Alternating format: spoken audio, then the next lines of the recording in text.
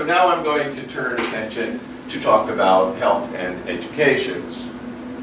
We're now beginning on chapter 8, and so the critical importance of human capital, education and health, and skills, sometimes treated as a little bit differently, has to do with the fact that they're both inputs and outputs, so to speak, in terms of our development objectives.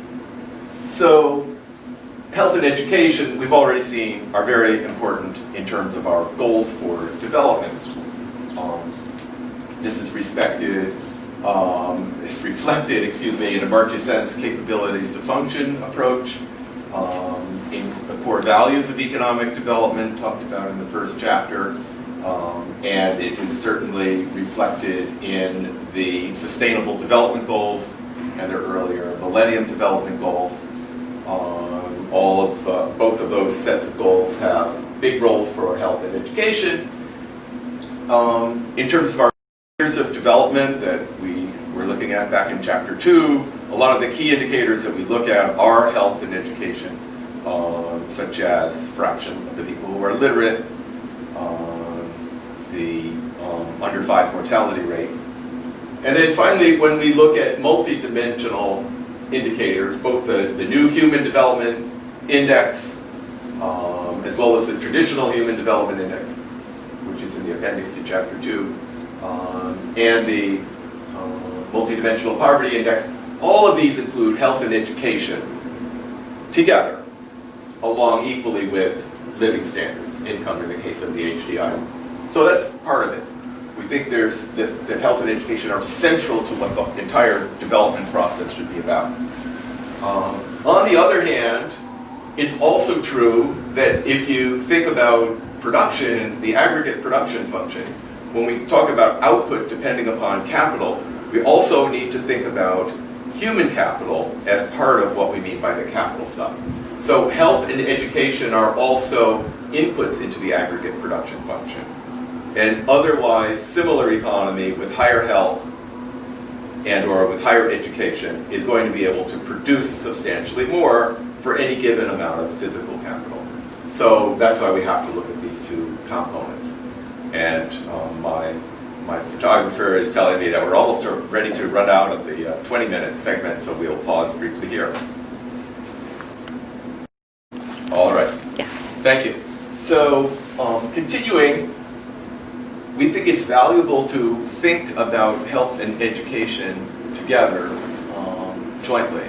Not just because we call them both human capital, but because in reality, they're very closely related in terms of being complements.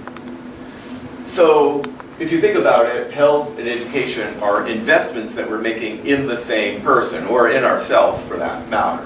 So it's the same individual, so it's clear thinking about these two things together makes a lot of sense. But also, with more health and nutrition, that improves the returns to investment in education. I'll talk in a little more detail exactly what returns to investment in education means in a bit, but health is a factor in school attendance, for children in primary school in rural areas in particular, it matters a lot. Evidence is that healthier students learn more effectively. Here's another thing. You can think about paying for education now, and you get a return throughout your life, and I'll show you a diagram of this in a few minutes, in terms of higher income than you would have received had you not gone to school. So the longer the person's life, the bigger the rate of return to education. Because even though you may be discounting income some years out in the future, you have more years to get this extra income than you would have otherwise. And also healthier people have lower depreciation of education capital, it's thought. On the other hand, greater education can improve returns to investment in health, right? So if you have a public health program, you usually need to use in some way knowledge that's already been learned in school. In school, if you think back probably to primary school, you probably learn, not just at home, but at school about basic hygiene and sanitation and so on. And perhaps most obviously, we need basic education for people so that they're able to become the country's health and medical personnel. Right? So we treat these together. We think that's important. Right. So we already talked about this somewhat in chapter 1, right? But, and we've seen it in terms of the data we've looked at. But, it's kind of normal to think about, well, health you can buy with money and education you can buy with money. Why isn't income enough? Why can't people get income and thereby buy more time in school, tuition, and so on?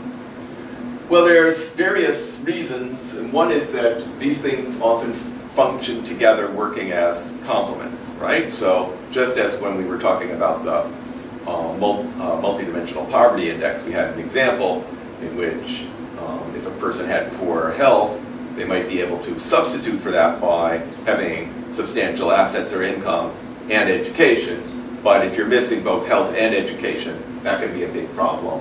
So too, we can think about, in a much more general way, these as being complements. Right? Just as points of data, increases in income often don't lead to substantial increases in investment in children's education and health. I mean, they simply don't. For a wide variety of reasons, and availability of health products, knowledge on the part of people about what healthier foods are. They see higher income being associated with drinking more soda and having more junk food, and so actually, paradoxically, nutrition can go down as income goes up at some point. Better educated mothers tend to have healthier children, that's an observation, and so there can be significant market failures in both education and health, and this can require some policy action. So that's the broad framework. And so let me turn next to talking about the human capital approach. So we can think about any expenditure as being an investment if, by foregoing something now, as a result of that, we get a stream of something over some years in the future that hopefully is more than enough to repay the initial expenditure. But in any case, an investment is something where this trade-off is made. Something is spent now, or paid in now in some way, and then there's a stream of benefits over time. And so that's the clear analogy between capital investment, in which you pay for machinery now, and you get a stream of hopefully profits in the future, and education, in which you pay now for direct and opportunity costs, as I'll get to, direct costs such as tuition, but over the period of your working life, you get a lot more money back in return, right? And so one of the policy questions has to do with what are the private returns to education, but also what are the social returns to education. That's something we will go to because public policy can change what people can expect in terms of returns. Something that we'll come back to very shortly. But let me give you a couple of examples of what this looks like in the data. So this is the case of Venezuela some years ago. And these are just data that were collected on the basis of household surveys. So here we have the age of the people in the surveys, which ranged from 10 to 60. And on the y-axis over here, we have the resulting or associated annual income. And the data are divided into 4 different levels of education. Having no education, completing primary school, completing secondary school, and completing university. So for people who had no education, they begin working at age 10. This is going to tell us right away that child labor is going to be an important subject, and we will be getting to that shortly, right? So here's the person who starts work at 10, Of course, the person might not have started work at 10, but here's the case also of a person who had no education who began working at, say, age 14 or something. So this is the life profile of earnings. And as you can see, they do go up, partly because physical strength goes up as you grow up, but earnings flatten out. So there's that life profile. Okay, so then looking at primary school, graduates, they don't start working until 12 or 13, right? And this is their time profile. And as you can see, you miss out on those early years of income by staying in primary school, but the result is that you earn a significantly higher stream of earnings through the rest of your life. Here's the case, the dotted line for secondary, and finally the case for university, where they show people beginning at something like age 24, and then this is their life profile. So you can see, you give up income when you're young because you're not working, you are in school, but over time you can much more than make up for that by the fact that you have higher incomes than those with less schooling throughout your career. So this is the basic data, what they look like. Just for illustrative purposes, I collected some data from Mexico to look at this. There's a lot more variance here, but that's really because I have far fewer data. That's what the variance is primarily about, right? But it tells a very similar story. Here we have, in this case, the people with no education, primary, lower secondary, and upper secondary, divided up a little bit more, and here we have the university education. And so we can see that university education has a substantial income differential, also in Mexico. So these are what the data look like for many countries around the developing world, and the developed world too. And so this is the diagram that is used to capture, if you want, the stylized facts of that pattern. And so here, once again, just as in the data, we have age on the x-axis, and we have individual earnings, in this case, on the y-axis. And so, conceptually, we can think about this as a family in Bangladesh, and the family is sitting together in the kitchen of their mud house, but nonetheless modern mud house. It's a good mud house. The walls are a foot thick and it's reinforced, and they have an electric fan on their ceiling.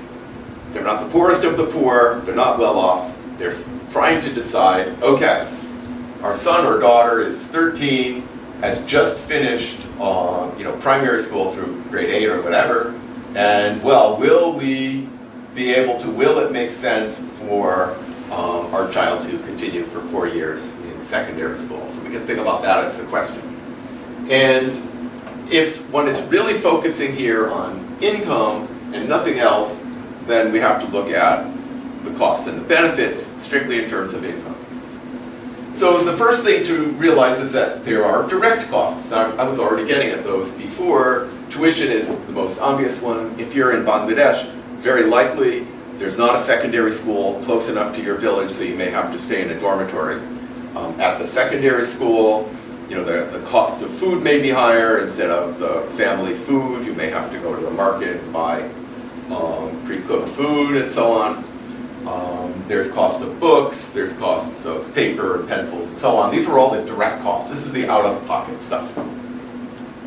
There are also indirect costs, and the reason I put these up here is because this is directly reflecting what I pointed to in the data, which is that if you stay in school and don't stop at primary, but continue to secondary, then you're giving up the income that you would have received otherwise, right?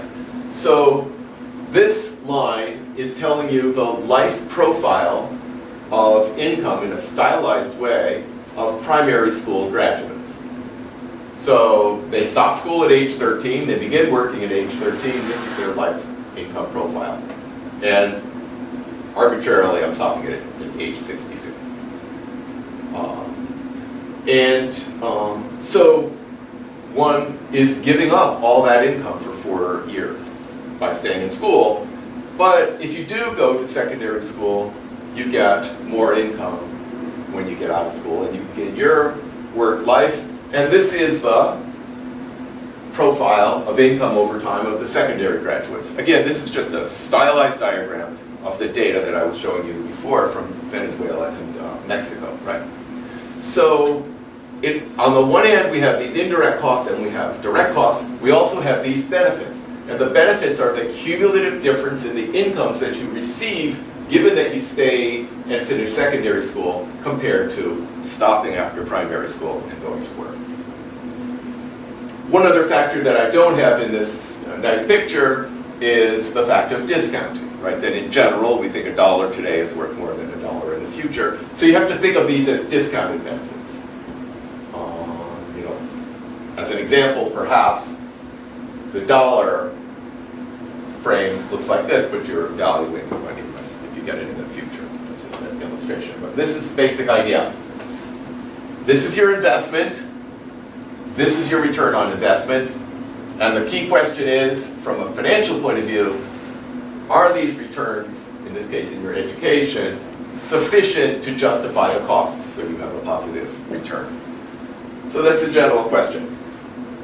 We can write this down in terms of a formula, and this is an algebraic version of the very same discussion that I just mentioned.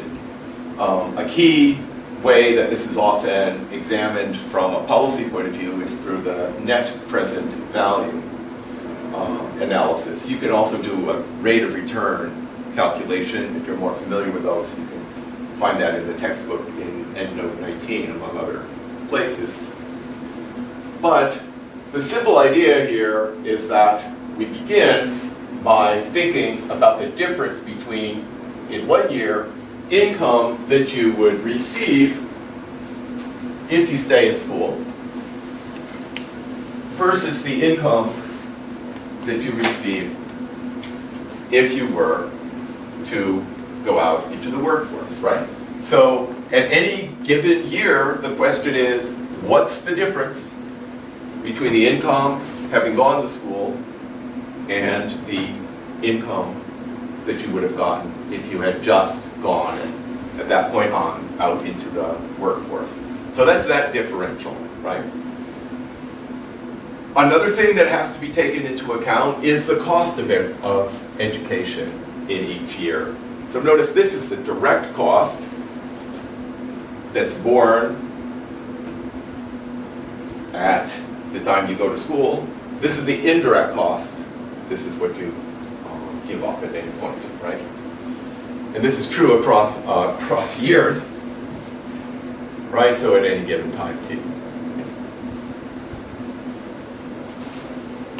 So then, having looked at the difference between, in every year, the income that you would get with college or with secondary school, whatever investment we're looking at, compared to the income that you get without having gone through that additional time of education, and subtracting off the direct costs like tuition, this just tells you the net difference for every year. For the year that you've just gone to college, you're just facing the costs, direct and indirect. You don't have income there. After you start your work life, you no longer have direct costs. So this is just a general formula in that regard. We sum this up over years, but very importantly, we discount. Same kind of logic that is used for discounting, for example, in Principles of Macro Econ 12. So we have a rate of return, 1 plus the rate of return times t, where in a sense, this is whatever the discount rate is. It's not really a rate of return. This is the rate at which we are discounting the future. Right? And then the net present value says how much more is our income having gone to school or not, summed up over time, taking into account discounting. think about discounting, it could be the individual's time preference for present versus future. It could be the alternative use of funds, so that if we took the money that we were going to spend on education and we invested it, that would be whatever the return on that asset was that we invested. Right. Looking ahead, we're going to further examine this when we get to chapter 11 and we talk about role of government, private sector, and civil society in economic development. Okay, so this is a way of representing algebraically exactly what we just did. In some years, we have both indirect and direct costs. In other years, we have some net benefits, and we're summing these up over time, discounting. So that's that idea. Right, and so you can see some examples of rates of return in the textbook. So that looks like it's about time to do one more segment. I see I have 1 more minute. Well, in that 1 more minute, I will tell you that our next topic is child labor, which will begin in 1 minute as we start the next segment.